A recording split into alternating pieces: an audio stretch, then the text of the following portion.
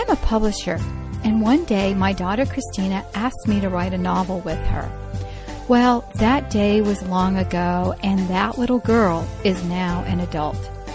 But our novels live on. The Truth Seekers Mystery Series highlights a homeschool family, the Murphy teens, in an action-adventure novel that is sure to entertain as well as teach creation truths. To get your copy, visit our website at truthseekersmysteryseries.com.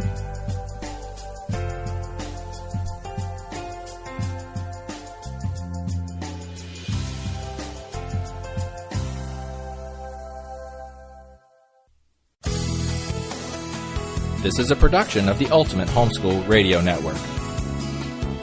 Welcome to the Vintage Homeschool Mom Show. Your host, Felice Gerwitz, is an author, a publisher, and your radio show host. She will encourage, educate, and inspire you with answers to your most pressing questions from homeschool, marriage, parenting, and much more. Felice loves to equip moms to live a Christian life because every moment counts. Be sure to visit her website at mediaangels.com. And here's your host, Felice Gerwitz.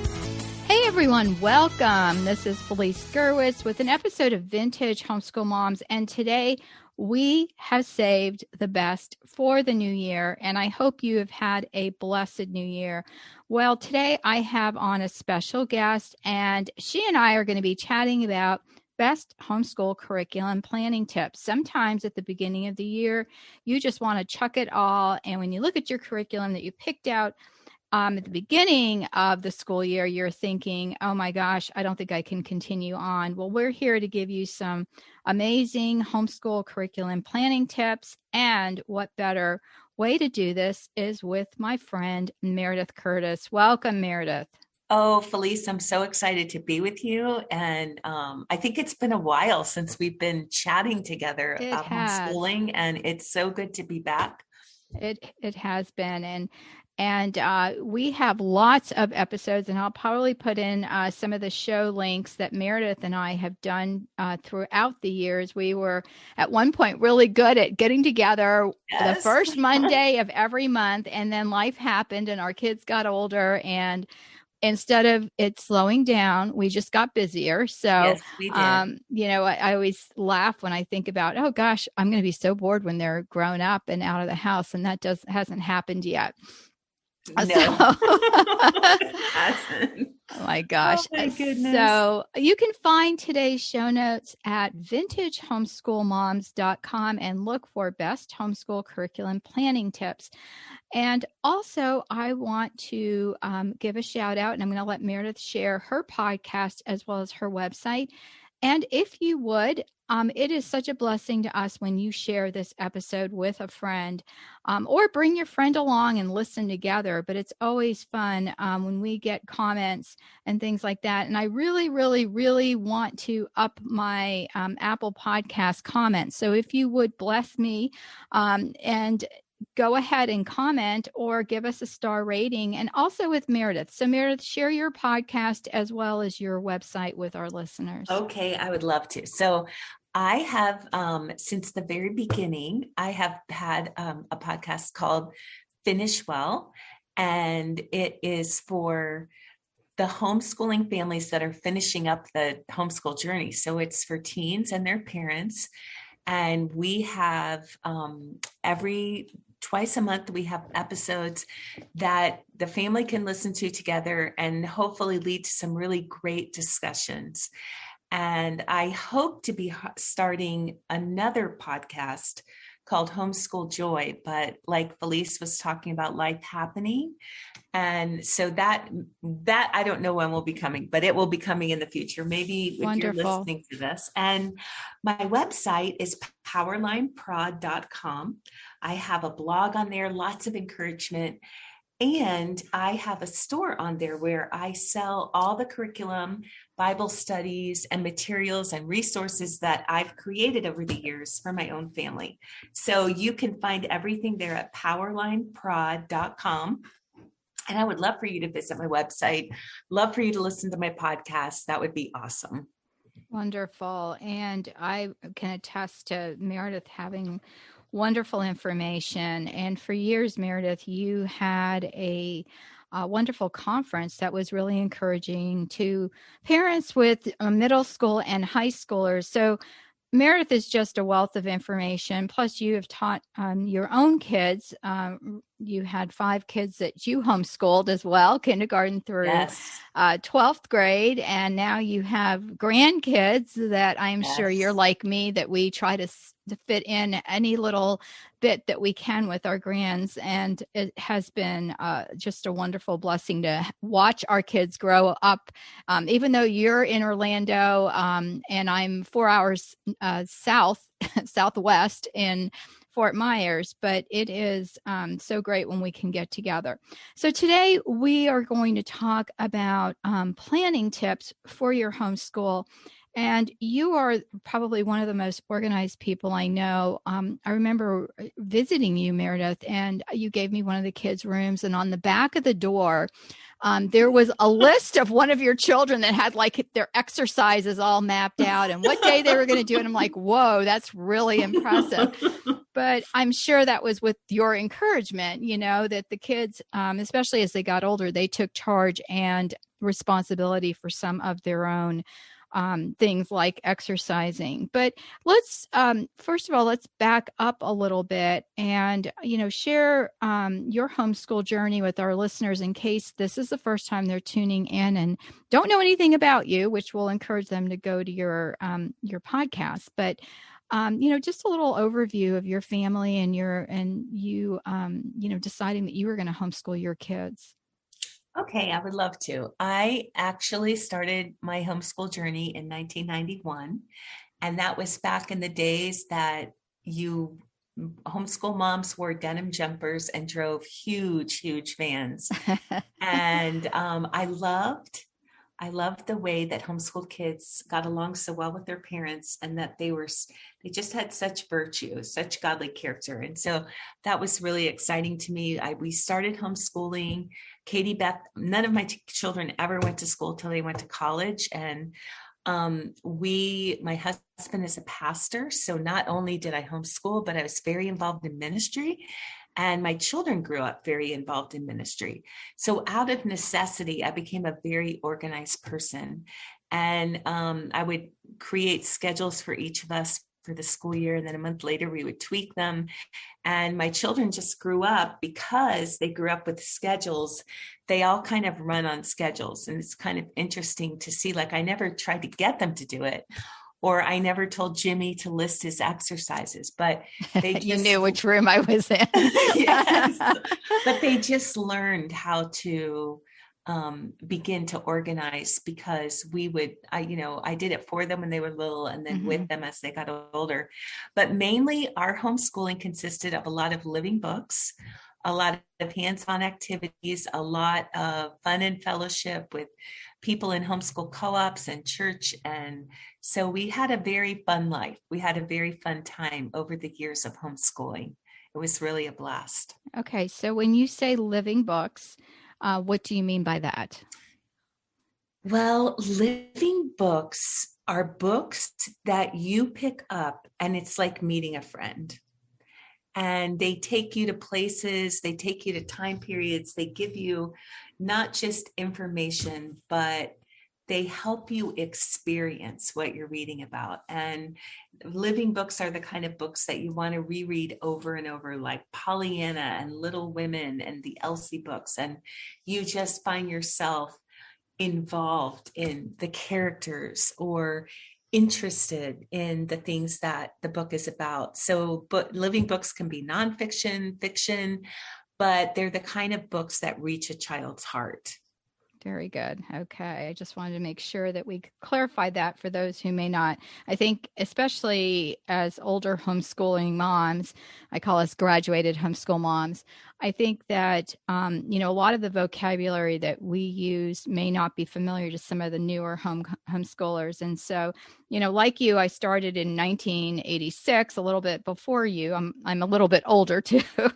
And so, there weren't a lot of books available, especially textbook workbooks. So I think out of necessity, we started out with, books that we could read, either, like you were saying, nonfiction or fiction that were historical pieces. And then we could fill in, like The Little House on the Prairie were favorites for my children when we were studying, frontiers, or the earlier, a little bit after turn of the century, because that was set later. But, so the kids could understand when we talked about homesteading, you mean everyone doesn't go to the grocery store and just pick up what you need packaged and ready to go. No, it was a hard life. And so they got the flavor of that. And so, when they were younger, I think we were able to have, we did a lot of unit studies and things like that. But for, as they got older, and my kids, out of 5, 3 went to college and 2 did not. So even though the 2 that didn't go to college, I knew they probably wouldn't, I still prepared them in case they were, and then also gave them other leeway and activities of things that they could do. Their projects might not be a written report, but more of a finished product. So, cool. Yeah. So for planning, where would you start? Especially if you're, maybe parents are looking at their curriculum and thinking, oh my gosh, I've got to finish this book. I just want to give you some clarity, parents. You do not have to finish a book if you do not want to, or it's not working for your family, or you can look at it and say, okay, we're going to do, certain chapters in the book and maybe skim over others. Because I think sometimes we think we have to finish every single thing, even if we find out that it's just not working for our family. So if someone is planning, what are some things that they can look for? Well, I would say the first thing is this. Why do you not want to use the curriculum that you're using right now? Because that's super important, because sometimes people leave a curriculum and then they get something exactly like the first one, and that doesn't work either. Sometimes we end up with curriculum because the person who is selling the curriculum does a good job of selling, but it's really not what our family needs. So one of the things that I do first, before when I decide I'm going to move to a new curriculum, or even just purchasing a curriculum at the beginning of the year, I will talk to families that have used the curriculum and ask them what they like about it and what they don't like about it. And that seems to be such a helpful thing to me, especially I try to find people with personalities like mine. For example, if I'm talking to a lot of moms who, they're very regimented, and they want something that's very regimented and has lesson plans and answer keys. Well, those things aren't necessarily important to me, but I like a lot of freedom to add things and freedom to be spontaneous. And so I'll a lot of times look for something that I can use as a spine and then add things in, or something that allows for more flexibility. So what I'm looking for isn't necessarily the same as some of my friends, but sometimes by finding out that someone who's completely different from me really likes a curriculum and why it works for them, I realize, wow, those reasons won't work for me, because that's not really what I want. And so I think talking to people really helps a lot. I like to look at the curriculum and to see if it's user friendly. That's great to do at curriculum fairs and at conventions. But if you can't do that, another thing that you can do is look on the websites, look in catalogs. A lot of times they have sample pages, and at least you can get more of a feel. But if there's any way to get your hands on curriculum and even be able to, like, I used to have people come over to my house and say, hey, can I just spend some time looking at some of your curriculum to see if it would work for me? Right. So all of that are ways that I'll look for curriculum before I think about things like price, which is important too. Right. So what you're basically saying is what is important to you. So exactly. As a family, is it are you looking at a long game? You're going to stay in this? Because I know some people look at homeschooling with one eye out the door. I had a friend who homeschooled for a very long time. I think almost all the way through high school. And I think at some point, one or two of her children went back to high school. We call it back to high school, but you know what I mean? More of a brick and mortar, if you will. But she always said she took 1 year at a time because for her, it was overwhelming to think long picture. So that worked for her, and she was very successful at it, and her children, did extremely well. But you have to look at what is important for you and your family. And then, take, a page out of what Meredith has said, and then look at the curriculum as far as, what you think is going to give you some flexibility, or if you want something a little bit more regimented. And then, another thing too is what is required for each year. And I think that's why people tend to go to the workbook, or textbook workbook type of thing, because then they don't have to think about, are we covering everything? Right. And one of the things you'll find, because the one regimented thing I did was a math curriculum.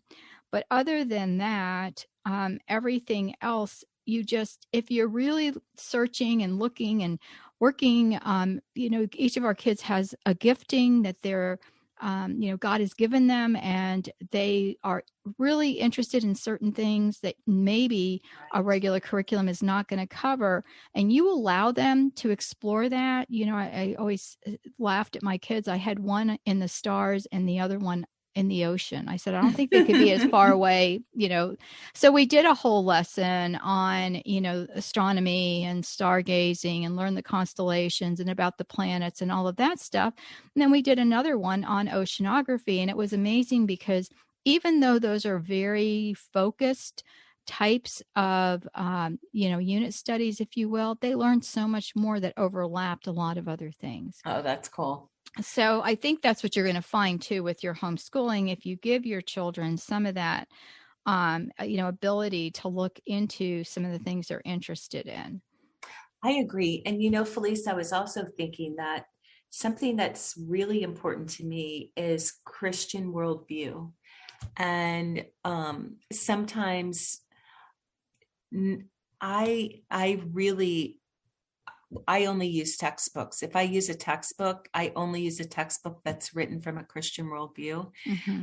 I only use science textbooks or science unit studies that are written from a creationist perspective. And that's just very, very important to me. So for some people, that doesn't matter. But especially right now, as I look around what's happening in our nation and the way people are embracing philosophies that are unbiblical, I really think it's more critical now more than ever to use materials that are written by Christians with a Christian worldview. Absolutely. I agree there. So again, that goes back to what is important to you and your family. And then when it comes down to planning, what is your best tip for that? If you've got the books and you know what you're going to do for the year, and then you're thinking, oh my gosh, how am I going to get this done in 180 days? Yes. Okay. Well, as far as like planning, I find I get so busy in the rush that it's hard for me to do lesson plans every week. That's just me. So I would always take a week in the summer, or if I was changing curriculum, I would take a week during the holiday break. Like I would maybe just start back later and then just map out the whole year.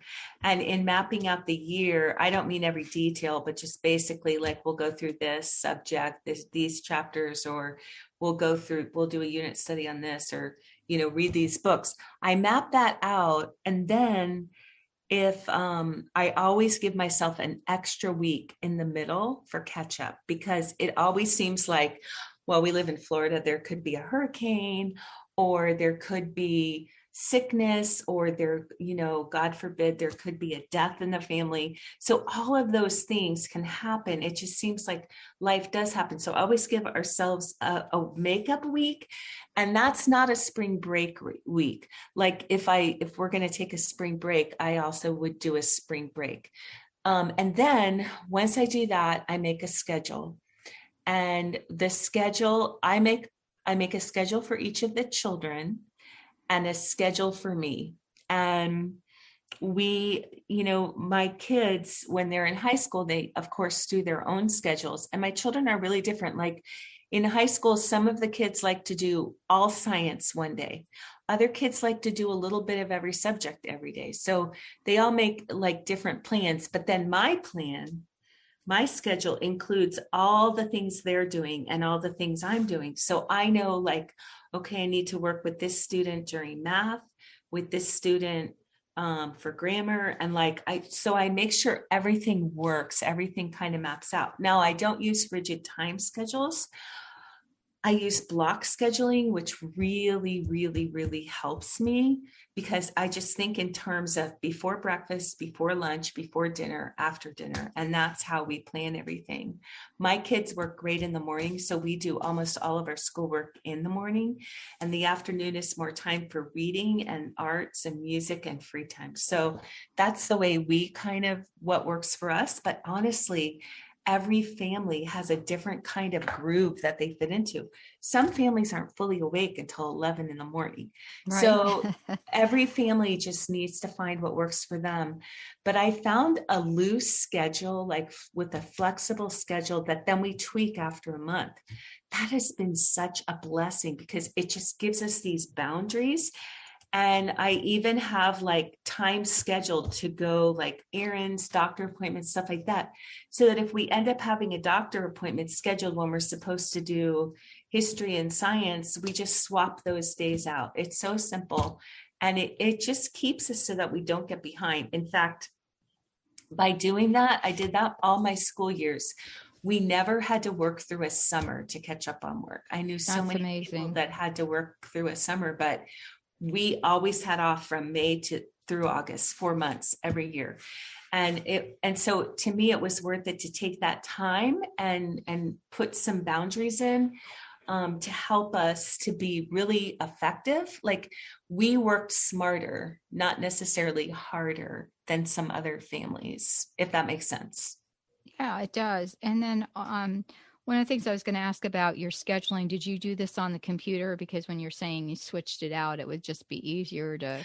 I did it on the computer. Okay. Yes. Even from the very beginning. I think the first time I did a schedule, it was on a dot processor. What? Yeah. The dot matrix printing out. Yes. Yes. With the big long paper. Yes. Yes. It was so long ago. I can't even remember the computer was. Yeah, probably like I remember the Commodores we were like all excited when we had 128K. I remember, and now we've got, megabytes and, all this other terabytes. I just bought a new computer and I was just, it's so tiny. I bought a little one. Because I was replacing my other PC. I'm a split family. I work with both Mac and PC, depending on what I need to do. And my PC and my Mac's getting really old. So anyway, it's so little, but it has so much memory. And I'm just shocked that this thing, they've really gotten the technology small. But it does help to know that because you can use something like a Word program. If you don't have a lot of software options, you can use get a Gmail account. They have spreadsheets on there as well as Word docs and things like that. And so the kids can do that. I liked Microsoft Publisher, which is the reason I still use PCs because I still like Publisher, and you can't get that on every device. But what I liked about it was I could use a grid and have a check off. And my husband wanted me to put down time limits because I had a child who could just look for his math book all day if I allowed it, right? So he knew that he had 30 minutes to complete a lesson or, work through, and then he would check it off. And then at the end of the week, that was Dad's job to look through their checkoff list, especially when they were younger. Because then it kind of took the pressure off of me of getting everything done. And then they knew Dad was going to look at it. And that had, there was a lot of contingencies with that, if they didn't get it done, what would happen. And I think that's another important part of homeschooling our kids is a lot of times we're just exhausted and we don't want to follow through, and our kids will push the limits. Jeff says Yes. they're gamblers, and they will Yes. gamble that you're not going to get up Yes. and follow through. But it did work for us, and I think routines as well. I think the routines were great. I had, just like you, one child who wanted to get different things done, but that was my second oldest, Christina. She wanted to get her math done before breakfast. She would get up, get all her math done, and then it was difficult, although she was really good in math, but I think she felt like that was the bulk of her schoolwork. And then she felt like it was such a relief to have that done before she came down to eat breakfast, so that she could, continue with her day. And then it was an easy day for her because everything else was, a little bit. Yeah. So again, you can give your children some flexibility to do some of those things if that works for you and your family. Right. So, okay, what else do we have here on our list? So we're talking about changing curriculum, a new semester. I think sometimes it's hard to get kids back into the swing of things after the holidays. And it can help to kind of have like a pep rally with your kids where you sit down and say, hey, this is what we have ahead for the rest of the year. And if you are changing curriculum, by the way, we're doing some things differently. Maybe we were using this curriculum, but now we are going to be doing some unit studies. And so children feel like they know that it's going to be exciting. I think learning is fun. And the more positive we can be with a new semester, the better it will go for all of us. Yeah. And two, the same with the beginning of the year. I know some families that will introduce one subject at a time until they build up to doing their full curriculum, and others will just jump in. So again, your children, their personalities and what they're willing to do. And you'll find too, if you're homeschooling with little ones, that they want in on the action. So either they're going to be underfoot. So one of the things I did was I had things that they only played with when we did school. So I had a plastic bin, and I would just pull out, the foam letters or a special puzzle. And so I would rotate those things. So it was exciting and allowing them to be part of school. Even my grandkids are all excited when they're starting school. So they want, to be involved. And that's the nice thing about if you're doing some oral reading, that everyone can gather around. Again, look at your children, and you may decide, they can work on a little art project or coloring or doing something with their hands. Because I had some that were very antsy and couldn't just sit, So, yes. And I had some that were just lounging and they were fine not doing anything. But again, look at your family and see what works. Well, we are almost out of time, Meredith. So any other tips that you want to share? Because we've gone through some, I think, really good ones, looking at what will work for you, planning a flexible schedule if that's what you want, especially with things like a break and, planning time, obviously. Also, doing some things that are going to work with your family, like, getting things done before lunch or, afterwards if your family works later. I would say the final thing is this. Sometimes we're insecure about choosing curriculum, about making plans for the day, for the week.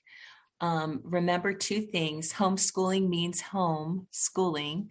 And so make sure you don't overbook your schedule of lessons and sports and co-ops. And you definitely can do some of that, but don't try to do everything every year. And then finally, know that you do know what's best for your children. You're their parent. Even if you're just starting out homeschooling, taught them to talk, you potty trained them, and you can definitely teach them to read. You can definitely homeschool them. You can definitely educate them at home. And so don't forget the Lord. Pray about what curriculum to choose and how to make your schedule, because he cares about that, and he will help you and he will strengthen you. I think that's wonderful advice. And also remember too that we are a large podcast network.